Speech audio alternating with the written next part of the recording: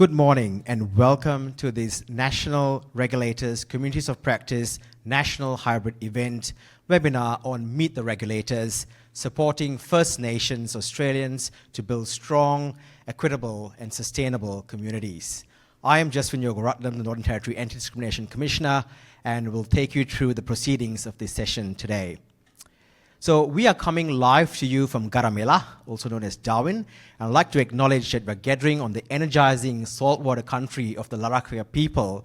And on behalf of myself and my panel, today I'd like to open this webinar acknowledging the traditional custodians of this land throughout Australia and Aotearoa, New Zealand, and pay our respects to elders past, present, and rising, and their continued connection to land, country, and community. We also pay our respects in this context to the Tanata Whenua and the Treaty of Waitangi partners in Aotearoa, New Zealand, and extend a welcome to Maori in attendance today. So we have a room full of regulators and friends of regulators, and we are keen to hear from all our panelists today. We also have an online audience who I gather is about 180 people joining us from across the country in Aotearoa, New Zealand. So before I introduce the speakers, a few points to consider for this webinar. All webinars are recorded and will be available in the NZOG YouTube channel. We will be using the Q&A function in Zoom for questions, and I do encourage that you use this function for your questions. We will be leaving a chunk of time at the end for Q&A, so take note that you do have time for a bit of Q&A at the end of this session. If you like a question or the look of a question, please upvote it, and that will be taken as preference. We will attempt to get to as many of your questions and we can during this session. We ask, and we'll also perhaps ask our presenters to provide some responses in writing where we can't provide the response here.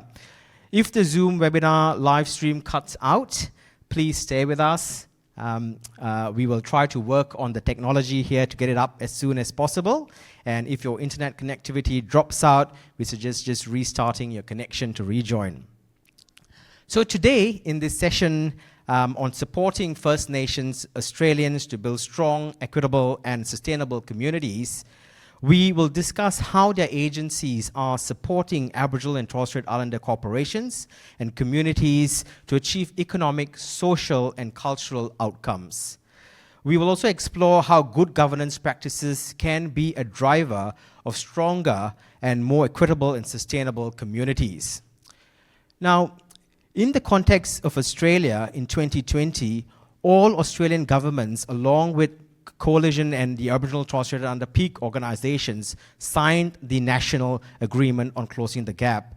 They committed to mobilizing all avenues available to them to achieve the objectives of the agreement, which is to overcome the entrenched inequality faced by too many Aboriginal and Torres Strait Islander people, so their life outcomes are equal to all other Australians.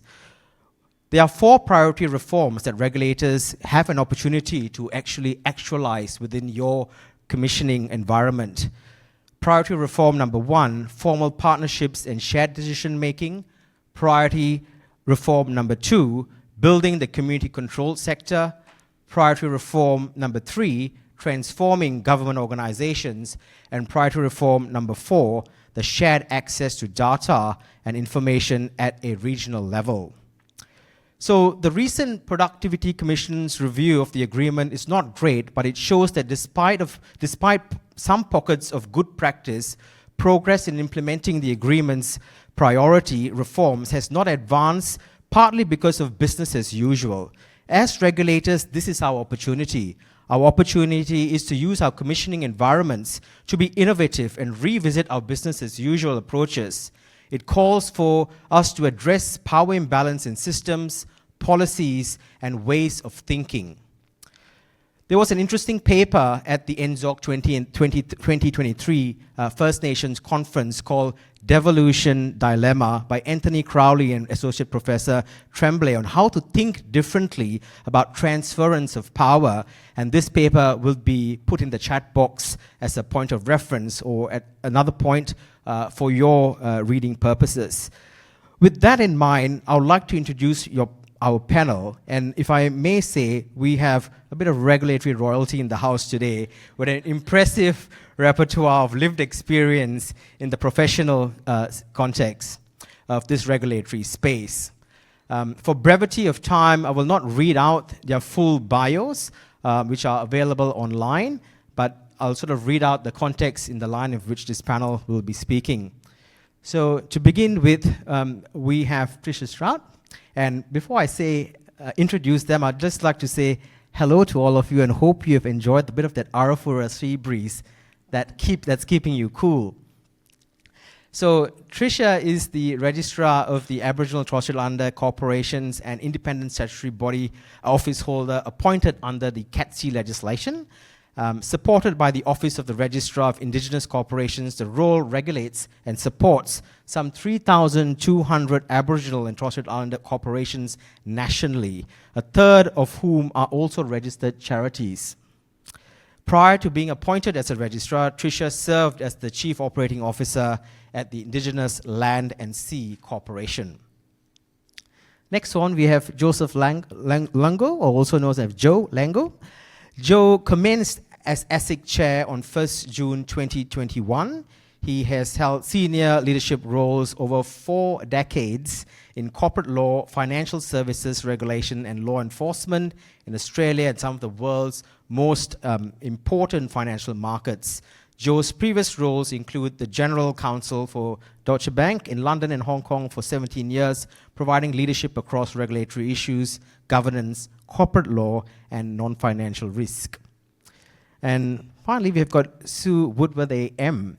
So Sue commenced as the Commissioner of the Australian Charities and Not-for-profits Commission on December 12, 2022.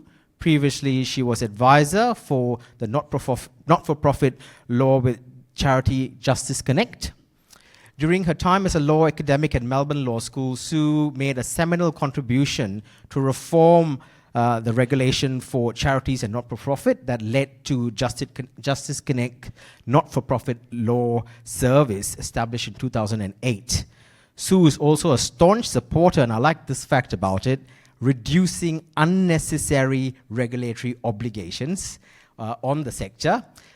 Important also in the context of self-governing autonomy and governance distribution. Sue, I was notified yesterday by the World Wide Web that you were spotted at one of our favorite social enterprises called Saltbush Social Enterprise, one of our successful territory stories, perhaps on strength-based charities, organizations, and I'd love to hear more about that later in this discussion.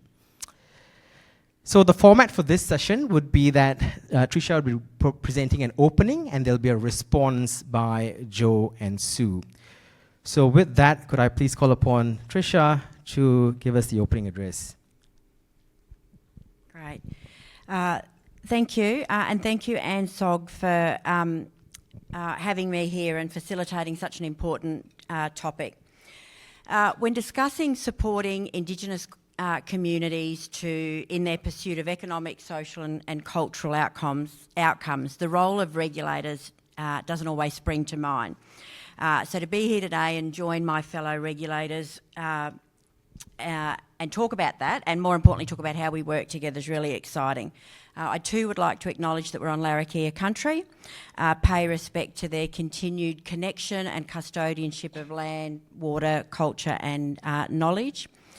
And more importantly, I'd also like to acknowledge that Indigenous nations like Larrakia people bring a system of sophisticated governance that has lasted millennia. And sophisticated governance that not only governed our societies, but governed our law, our lands, our waters, our relationships, our culture as well. So it's probably one of the things I bang on about the most in terms of looking at Indigenous corporate governance through that lens, that we have the most sophisticated, oldest living form of governance on this earth. So I guess regulation for some is often seen as counterintuitive in the pursuit of Indigenous economic, social and cultural aspirations. So I hope today's conversation on this panel might help change that view.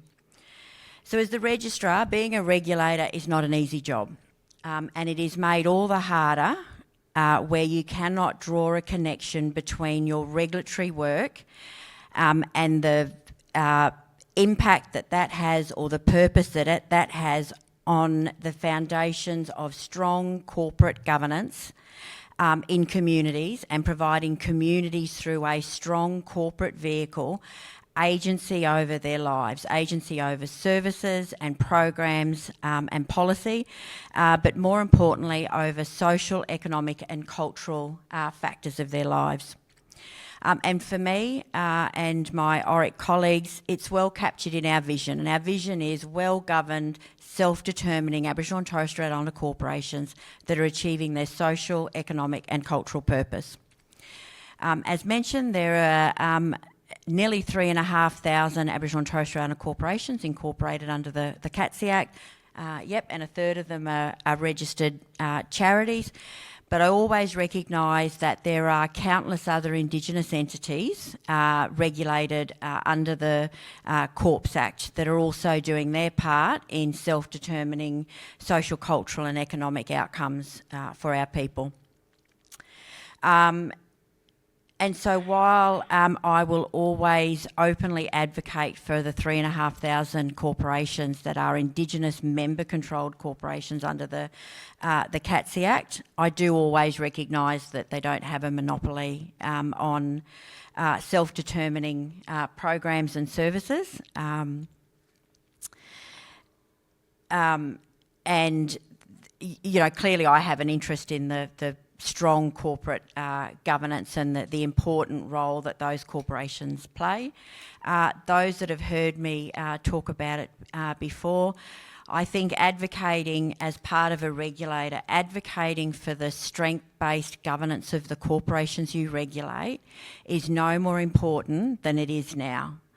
And maintaining my, you know, apolitical, impartial and independent hat, I have to still touch on the political landscape and things like the referendum. And the fallout of the referendum, and as I've described it, the demonising of Aboriginal corporations throughout the referendum campaign, give me even more resolve that as a regulator we can regulate and support, but at the same time defend and prosecute and advocate for strong corporate governance and the purpose of that and the role it plays in self-determination. So if you look at the corporations that we regulate, the genesis of those Indigenous corporations can be found in a rights-based movement. Many of the corporations that we regulate, and some of them have been around for 40 odd years, were born out of a rights-based protest, the marching of streets and the defiance and demanding to have our own corporations delivering our own programs, our own services, and when it comes to native title, our right to have our own corporations protecting our ancestral and our cultural rights and interests. So if we look at the birth of these corporations and the fact that they're delivering services, we can see that many of them were born out of not just a rights-based agenda, but also born out of need. And a need to service an underrepresented and an underserviced and sadly, in many instances, vulnerable community. Or holding rights and interests that were fought for such a long time. And some native title claims have taken up to 20 years. So we're talking about the need to take control and agency over those things that affect our lives, and the need to have control and management over our rights and interests. So in the simplest form, I view Aboriginal and Torres Strait Islander corporations as Indigenous communities mobilised through a corporate governance structure, not just to address social, cultural and economic disadvantage, but in fact to pursue social, cultural and economic prosperity. So with this regard, Aboriginal corporations, particularly born out of need, are not unlike charities.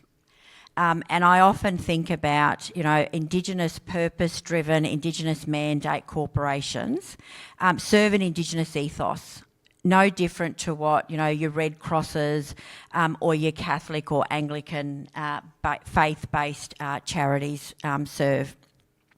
And like charities, we see Aboriginal corporations that also carry the burden of protecting that legacy. So not only are they self-determining services and programs, they also carry the burden of protecting the legacy of those that have fought so hard to have our own legislation, have our own corporate governance structures, have our own corporations, serving our communities, protecting our rights for the benefit of our own communities. So it's within that landscape that we regulate and support Indigenous corporations.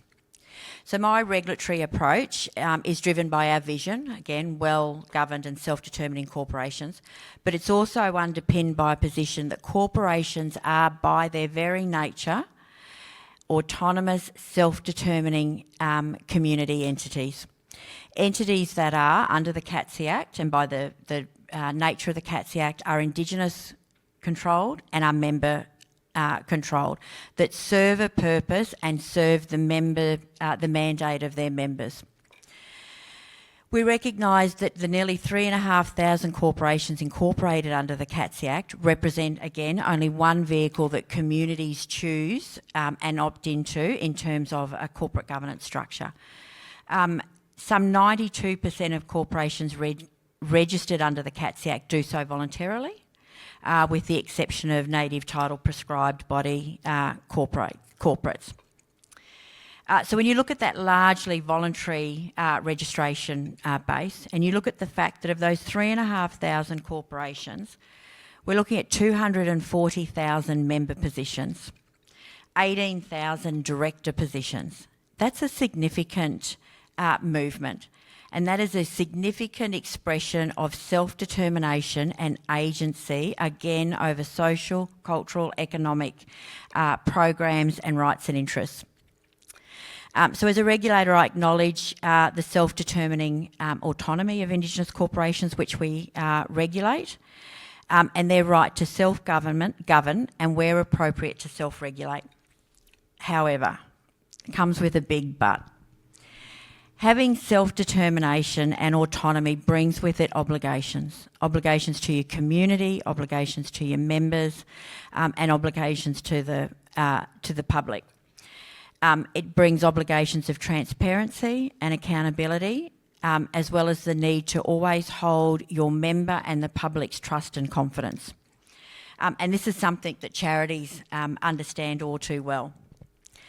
So my regulatory approach, if you think of it through that lens of how we view Indigenous corporations in the fabric of self-determination, and the fact that we view them as autonomous, self-determining entities, our regulatory approach as it is now has two key principles. And so the first is a proportionate regulatory approach and a proportionate and balanced use of our regulatory powers.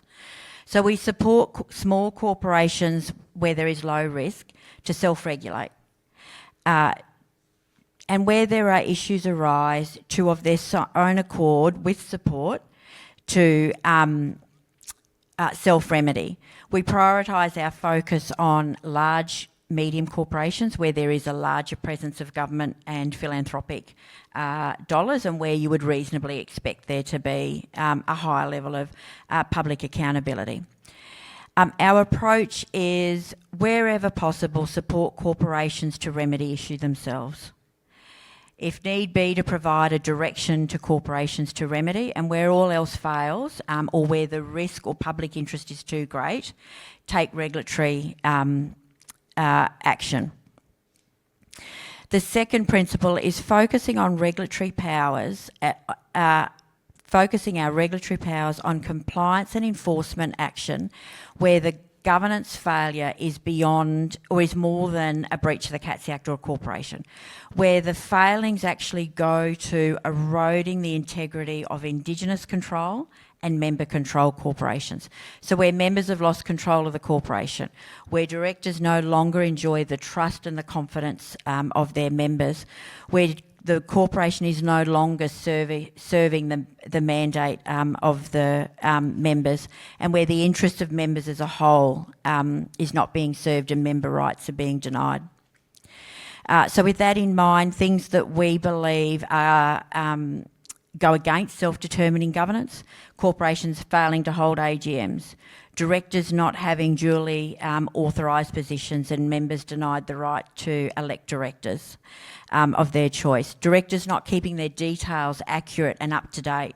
People in the public and members need to know who are the duly authorised people that have the members' trust and confidence to govern their corporation. And obviously where directors are not accountable for their care and diligence.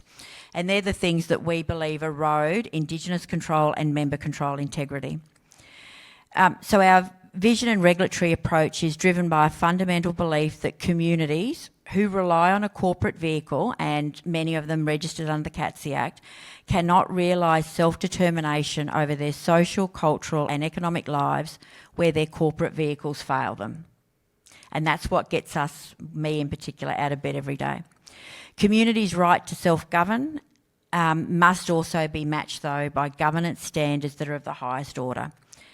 However, this requires regulation and, where needed, intervention and enforcement, coupled with education, training and support. So training that is engaging, modern, flexible and builds the member and director skill base. And we know that where members are as confident and informed and skilled as their directors, we know that breeds strong, confident corporate governance, again, that are member controlled. It also needs trust and confidence in our regulatory roles, as well as the respect and collaboration amongst the regulatory community. And I guess that's the whole purpose we're here for today. So collaboration that shares a commitment to strong, self-determining Indigenous corporate governance, and a collaboration and respect for each other's regulatory remit, powers and appetite.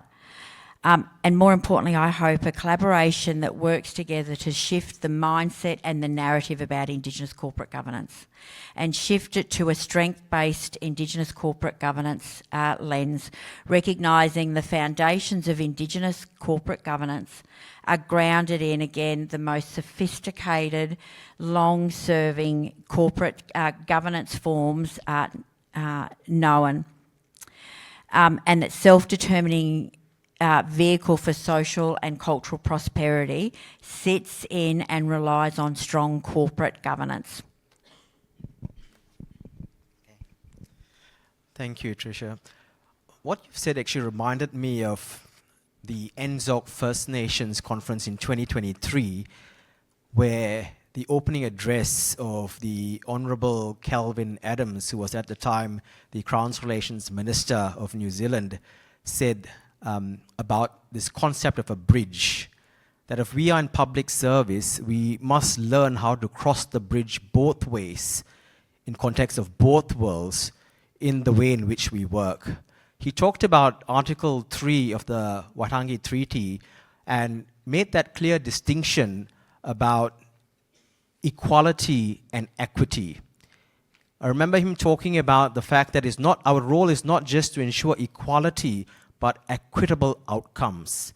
And if we are in public service, what he said quite vehemently is that it is our role to be able to walk that bridge both ways, because we need to then produce, in the context of outcomes of governance structures, that speak to a co-productive output from the other side of the bridge too. So with that in mind, and in terms of what Tricia has just said, Joe, First Nations peoples place a high importance on supporting initiatives that are operated for the benefit of their communities, particularly where they are operated by First Nations peoples. So what is ASIC seeing in this space? Thank you, Jez. Is that working now? Yes. Yeah. Can I just begin, though, by acknowledging the traditional owners and custodians of the lands on which we meet today, the Larrakia, people and pay my respects to their elders past, present and future.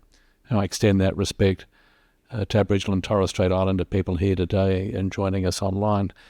Jez, I have to say I was very heartened by your earlier comments that we're with friends. So I want to thank ANZSOG for getting us together today and to be part of this discussion.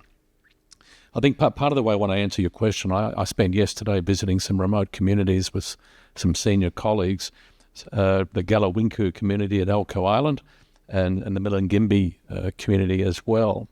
And during those discussions, one of the things that really struck me was the point you just made. You talked about bridging, but it's the collaboration, I think, that it's a mutual trust and understanding between the non-Aboriginal culture and Aboriginal culture, and for that trust and understanding to be the foundation for the work that we're doing. Now, from ASIC's perspective, we have a reconciliation action plan like other organisations, but the first outcome we're looking for in that RAP is an increase in the trust that Aboriginal and Torres Strait Islanders can have in us, in ASIC. So if we can have that trust, then all else will follow. We can do good work together. Now, I know today we're talking a lot about corporate governance and self-determination. ASIC's focus has traditionally been and continues to be encouraging the confident participation of First Australians in being able to get access to financial services, and that's essentially basic banking, superannuation, being able to file a tax return, and that work also includes enforcement action we take to protect or to follow up on poor conduct towards First Australians. So, for example, the recent Better Banking report, where we did a lot of good work dealing with over 200,000 First Australians being sort of moved into higher fee accounts and migrating them back to lower fee accounts and doing remediation. So to my mind, self-determination is helping First Australians be able to act in their own interests. If they're not able to act in their own interests, then self-determination isn't going to happen. So I might just leave it at there in terms of perhaps we have time to get into some of the details. So, Joe, just a follow-up question then, because you mentioned the context of trust. So what steps is ASIC as a regulator doing to sort of, build that trust with community? Well, we've had a RAP for many years, and we have a dedicated First Nations team based in Perth, but we're sort of throughout the country, and we regularly visit on country, and we have an Indigenous Australians advisory group that meets regularly, that we talk with. Our RAP talks about a whole range of programs dealing with cultural safety at work, at ASIC itself, and in terms of our hiring practices.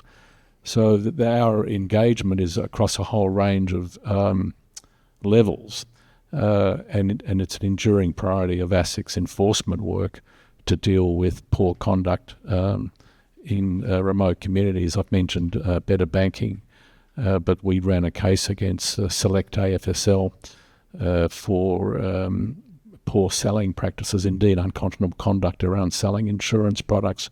So where I think our real contribution to self-determination is really being very practical and focused in working with communities to help them engage with a system that's increasingly digital.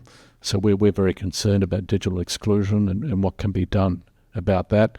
Another key outcome for us is in order for us to take this action against entities, and it's an example of trust, is that First Australians are prepared to talk to us and give us statements and trust us and our interpreters to be able to produce statements in order to support our enforcement activity. We go into these communities where it's a privilege to be there. There's a whole range of cultural aspects that we need to be able to understand and respect. And without that, we're not going to get the help we need to regulate the entities that aren't doing the right thing by first Australians. So it really is a collaboration. Thanks, Joe. And that's really critical because the context of indigeneity in the context of governance structures needs to be understood from the other side of the bridge, coming from that mainstream perspective. And thanks, Joe. Moving on to Sue. So Sue, coming from the charities perspective, clearly the role in terms of enabling that whole self-determination journey to project forward in the context of, social, cultural determinants. So how do you see ACNC working towards that ambition? And thank you. I would also acknowledge Larrakia people and the country, and what a beautiful country it is, even though I haven't got very far from the hotel just at the moment. I think it was very interesting. Thank you, Tricia, for that history, because in some ways the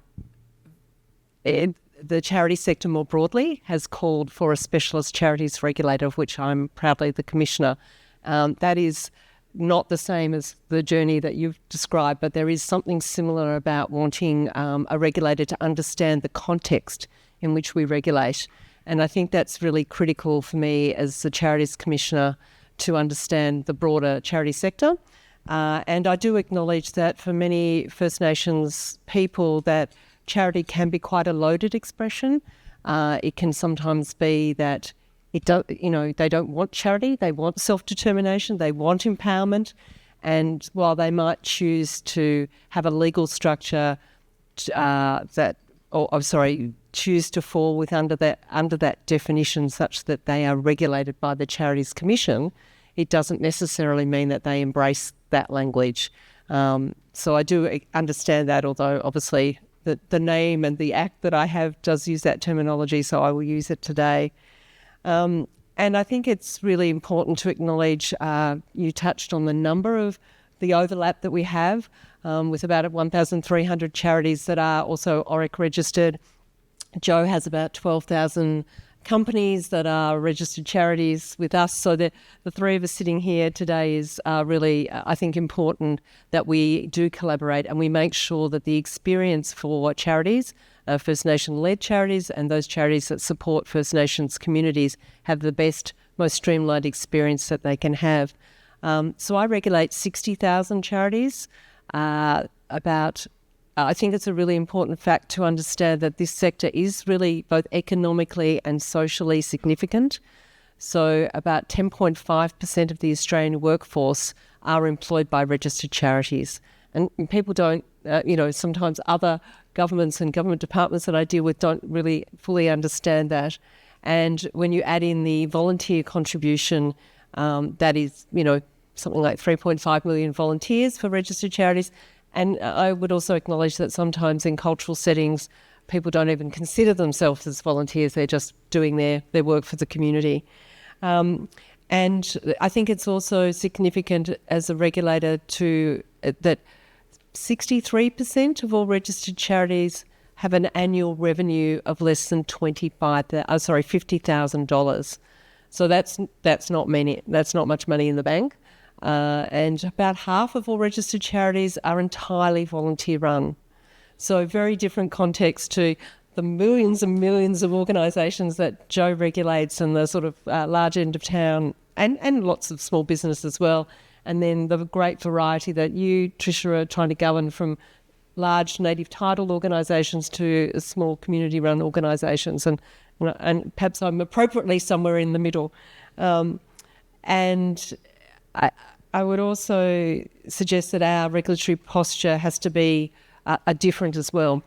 And we do have governance standards, which I think help support they're principles-based, and they are therefore flexible enough that they can in some ways hopefully help us along that bridge, help organisations trying to work in two worlds. Noting though, and one of those governance standards talks about accountability to members. So there is some support, I suppose, from the regulatory environment that I administer to supporting First Nations-led charities. Our regulatory posture, I think, is sort of similar to ORIC in that we very much start with the education base, building the capacity, and making sure that we provide the information in as many ways and forms as we can, so that people understand what they need to do. Because I do believe that most people want to do the right thing.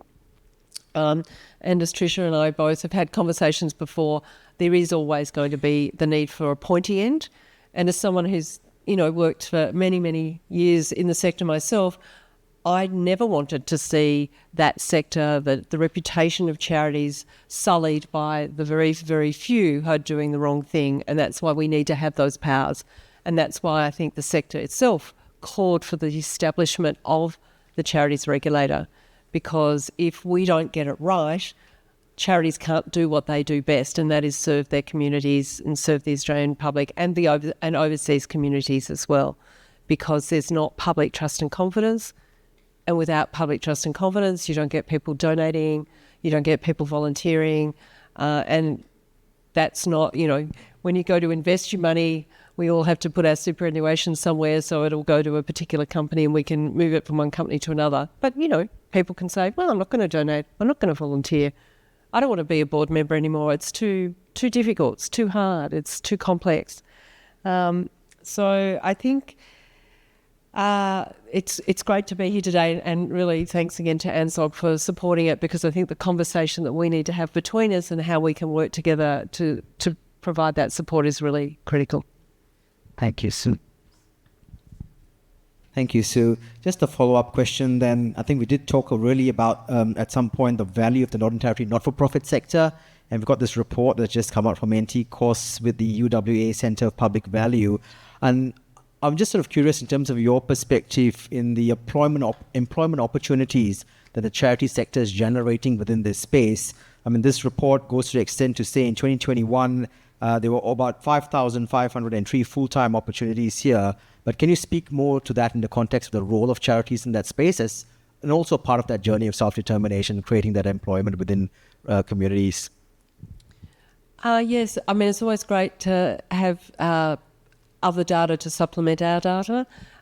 We have over 10 years reported back the data, which I think is an important part of our commitment to the sector.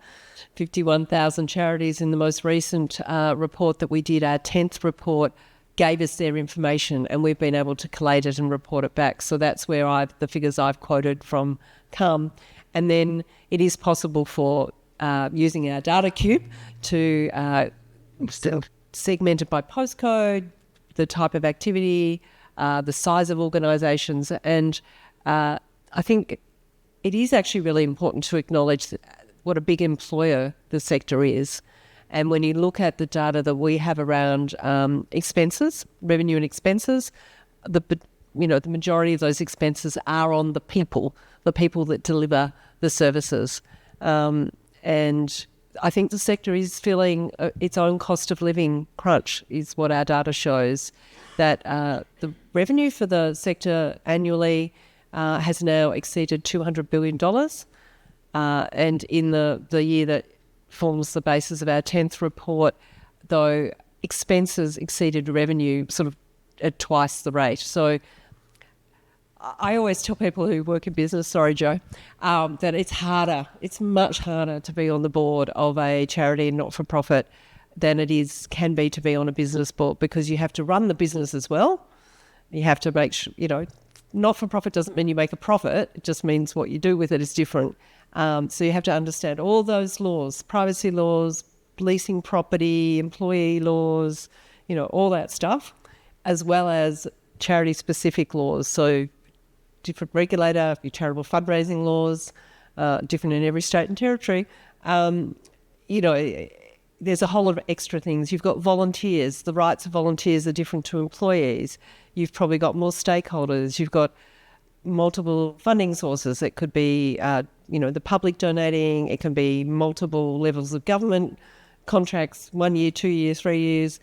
You can have philanthropic funding. So it is complex, and that's why over my career I've tried very hard to make sure that the regulation is fit for purpose. It's not about, I'm not an advocate of no regulation, or I wouldn't be able to sit here today, obviously, but it's about the appropriate regulation and, as you say, stepping back when there is low risk, when people can get on with it themselves and with support improve, and stepping in when you need to. Thanks, Sue. Before we move on to the online questions, and they are streaming in, perhaps just to Tricia, because I'm just wondering from your perspective, Tricia, sometimes you see your role as sometimes being the disruptor in that context, because in order to be innovative, you sometimes need to be a bit of a disruptor. Have you been in that position, and perhaps what are the outcomes, if at all?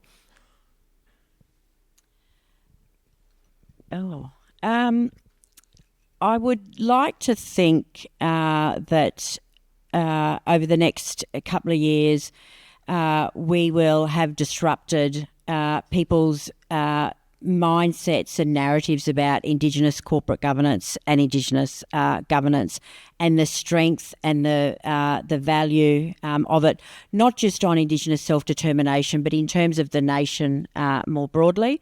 At a micro level, certainly part of our quiet intention around some of our regulatory action is recognising that we're not going to fix everything, and that a balance of support, guidance, direction and intervention when needed sometimes needs some regulatory powers that just disrupt and disturb some of the unsavoury trends that we see playing out in corporations. And so I don't measure a prosecution or an enforcement outcome or special administration as the outcome, but purely as sometimes a vehicle to disrupt and deter some unsavoury practices. Again, practices that go to the integrity of Indigenous-controlled, Indigenous self-determination and member-controlled corporate structures. Great. Thanks, Tricia. As promised, I'll head to the streaming of questions coming in, and thanks for those who have upvoted. So I'll go with the preferenced questions. So we have a question here in relation to what processes might allow robust corporate governance structures and Indigenous ways of knowing and being to coexist.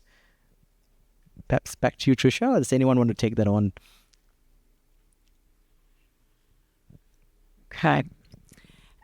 So for those that are bored at night and want to read our corporate plan, you will see that we sort of start to set out, start to frame Indigenous corporate governance. And I know it means different things to different people. But what we're working really hard to do is pay respect to that Indigenous corporate governance is not only reserved to traditional settings. Indigenous governance is not only cultural governance that is largely customary law and practice. Indigenous corporate governance plays out across 3,500 corporations in a multitude of ways. Corporations that are in urban settings delivering, for example, Aboriginal health services. They are by their own nature Indigenous corporate governance. They are members and directors that operate through an Indigenous lens, a way of thinking, knowing, doing. There are Indigenous cultural and social norms that play out in the boardroom. And they mightn't be formal in a rule book, and they mightn't be formal in terms of a very structured traditional cultural governance, but they are across all our corporations, a blend of Indigenous knowledge, knowing, doing, being with corporate governance. Thank you. Sue, did you want to respond? Thank you. With 60,000 charities, clearly in no way would we want to micromanage how organisations do their work. The most important thing from our perspective is that the resources that have been given, that's time and money, are used for the charitable purpose for which that particular charity has been registered, if you like. And people in their communities, whether that's First Nations people or others, we trust that they know what's best for their community or the best in the delivery of their services. And if they focus on the purpose, so you're focused on, member empowerment, so that might be the purpose in that case, or the purpose, the type of services to be delivered, that is for that organisation to use its skills to do it. And I think we can learn a lot from First Nations people, their understanding of community, communication, stakeholders. We, at our Regulators Day last week, we had an Indigenous panel. One of our advisory board members, Ian Ham, led that panel. So there was good conversation there about what we can learn, not just what we can tell. And I think that's really important for us. I was just going to pick up this theme of complexity. I think it's very easy to be overwhelmed by the web of regulation and the range of duties. And I often get asked by the company directors about how to cope with the extraordinary range of regulatory burdens. I think that people in the profit sector also feel what people in the not-for-profit sector feel. I think it's a universal feeling. But I think that the key is integrity, curiosity, respect. And what I hear from the visits I had to the communities yesterday and conversations I've had with APLA, the organisation that helped us yesterday, is that there's a lot of great dialogue going on with Indigenous corporations, a lot of curiosity about how to deliver the services, how to think through some very difficult issues, because resources aren't unlimited. The regulations and programs are changing all the time. But what I like about what I'm seeing is this openness to sort of crossing that bridge, the conversation between all parts of society and regulators to lift the standards. But the intent is definitely there. But I do worry about complexity. I think somehow we have to encourage everyone in our community to contribute as directors. So all these entities have to be run by somebody, and we need to encourage that participation and make people feel safe that they can do it. And with appropriate openness and curiosity and integrity in working with regulators and in that community, they'll be able to do what the purpose of those organisations is. We can't make it feel too hard, otherwise people won't step up. That's a great point, Joe, in terms of not making it too hard. And I think going back to that point of being purpose-driven is so important. I think at some point it seemed to be there's charities are the only ones that need to be purpose-driven, and of course clearly in the ORIC context. But we see now the wave towards mainstream corporations, especially when you have the environmental social governance frameworks being developed, and you've got the social determinants and the governance determinants that call for purpose-driven and sort of corporations. So it's not just one that sits within what was traditionally a charity sort of space. It's very much part, the stakeholder value now is very much part driven by the purpose of organizations, even in the Corporations Act perspective. So just to move on to the questions that are streaming in, we have another question here in relation to what steps have you taken in relation to trust, where trust has eroded? How do you rebuild that trust?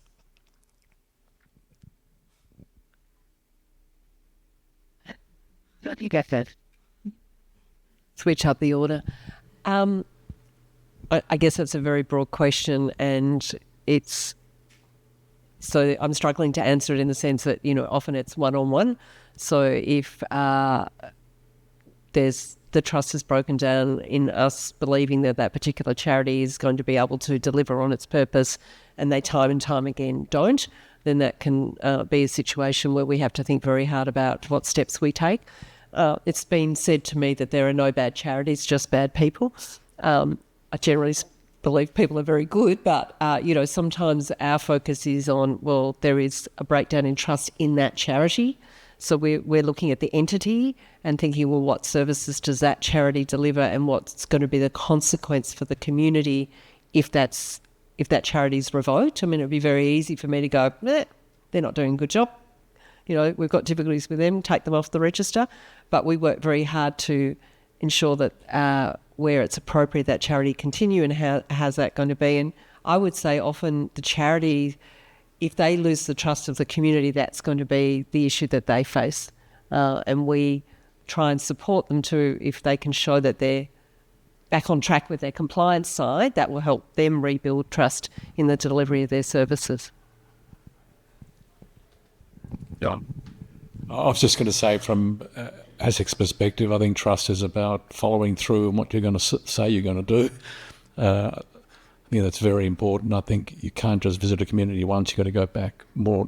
So if I might put a big call out to Duncan Paulson in Darwin in the Northern Territory. When we visited these communities yesterday, it was obvious that Duncan's well known to these communities, well known to the senior leadership and many of the elders. So that's to me, that's trust going back. You're not going to always get it right, going to make mistakes, but I think most people know when they're dealing with someone who's trying to do the right thing by them.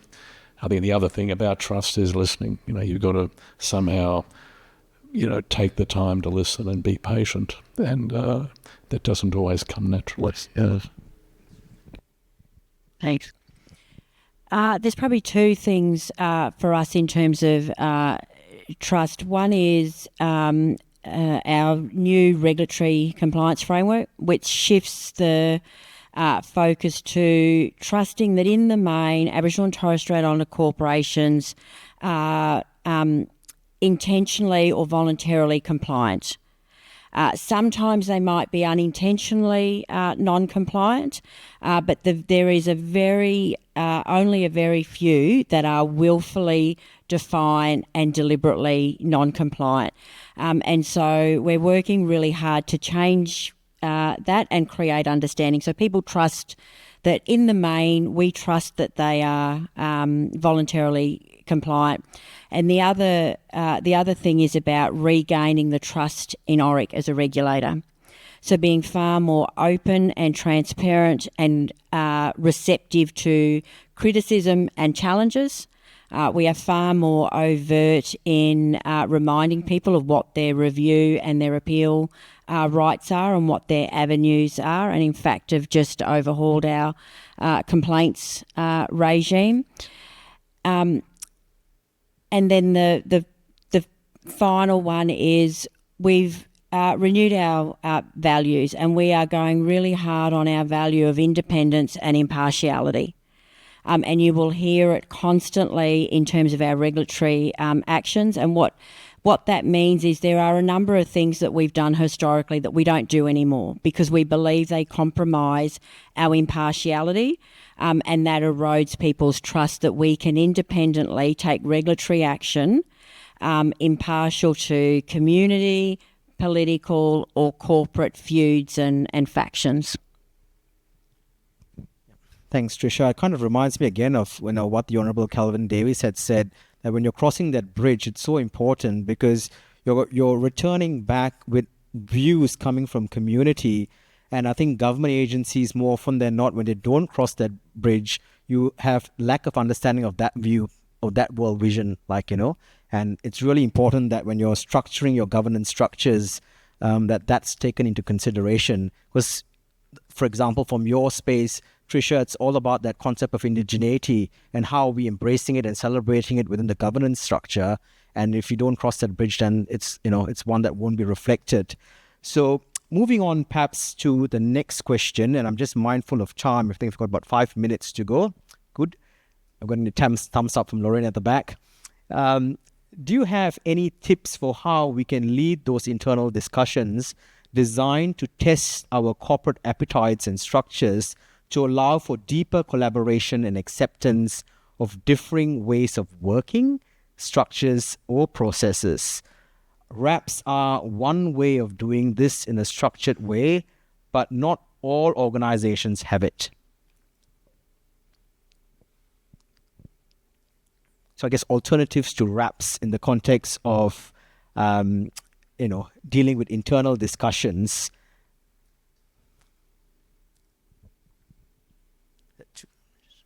I'm not sure. Shall I break it down? Yeah, okay. I'll perhaps read it one more time, then we can break it down. So do you have any tips on how we can lead those internal discussions designed to test our corporate appetites and structures to allow for deeper collaboration and acceptance of differing ways of working? All right. I hope this answers it in part. I can't bang on about it enough, but we need to change the lens in which we look at Indigenous corporate governance. We are the longest living continuous culture on this planet, and we have not survived millennia without the most complex, sophisticated and innate governance structures. And I refuse to accept that our governance is inferior to non-Indigenous corporate governance. Understanding that will change the way in which you engage with corporations. When you understand that the unspoken dynamics and the rules that govern everything from the relationships in the boardroom to decision-making practices to discussions, consultation and consensus will absolutely change the way in which you engage and interact with Aboriginal and Torres Strait Islander corporations, and it will shift the way in which you view the power balance when you start to understand Indigenous people sitting opposite the table or at the other end of a funding or a donation are operating with a level of sophisticated and complex structures and relationships and political dynamics that are second to none. Thank you, Tricia. Moving on to the next question.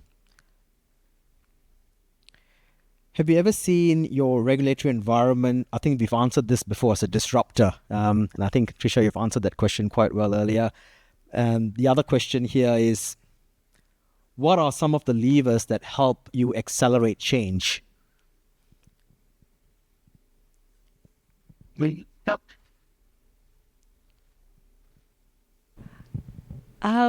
I always go back to the people, probably. There's obviously the things that everyone's talking about, AI, there's opportunity there. I suppose it's the combination of processes, systems, people, and how you bring them together. But I think building the capacity of your staff, having those difficult conversations sometimes, and they are the people that you rely on to deliver the services that you are as a regulator. But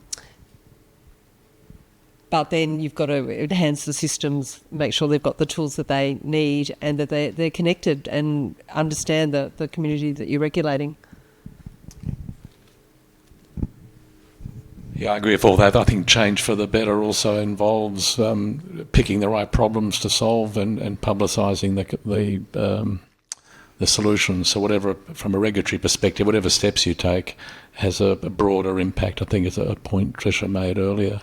So if we want change, we have to make people aware of what it is that we're trying to deal with, have confidence that we're dealing with the right problem, that it has we're listening in a way that we're confident we're focusing on an issue that needs attention, and then we need to take action, and that leads to change. So from an ASIC perspective, part of our strategic approach to enforcement is taking action that will have a community-wide impact. So I mentioned the better banking as an example, but some of our other enforcement action is intended to send a message to whether the banking sector or the insurance sector or the superannuation sector that certain kinds of conduct are unacceptable and action will be taken, and hopefully that will be to the benefit and lead to good change. Thank you. Well, unfortunately, that's all the time we have for the live streaming session. Thank you again to all our speakers and to our in-person online audiences for your enthusiastic participation. Just some closing credits. So enrollments are open for the Professional Regulator Professional Development Program built by members of the NRCoP in collaboration with RegNet ANU. So if you're keen to hear more, check out the ANZSOG website for further details. Our next NRCoP National Hybrid event will be on hidden signals, enhancing regulatory oversight through near-miss reporting, with Jodie Goodall on the Wednesday of 11th of September from Perth. So visit the NRCoP events website for more information. Please keep an eye on LinkedIn and the website pages to keep up to date with all the events that are coming up. Thank you all for joining us. And I guess in terms of closing, what I'd like to add is when the Senior Australian of the Year here that comes from Northern Territory, Auntie Yame Yunipingu, was accepting her award, she said that we need to have equal rights in the context of moving forward so we can also then heal as a nation. And I think what our regulatory bodies are trying to achieve in this space is to achieve those equal rights. There are different ways of how we're trying to achieve those equal rights, but what's really important is the fact that we're always reminding ourselves to cross that bridge and come back. And as what Calvin Adams had said, the Honourable Calvin Adams, it doesn't matter where you stop at that bridge, but you need to take those steps. We need to sort of represent those views from the other side of the bridge. So it's clearly embraced, understood, celebrated, and is part of that broader cultural understanding of where we want to head to as a nation. So thank you all for your participation.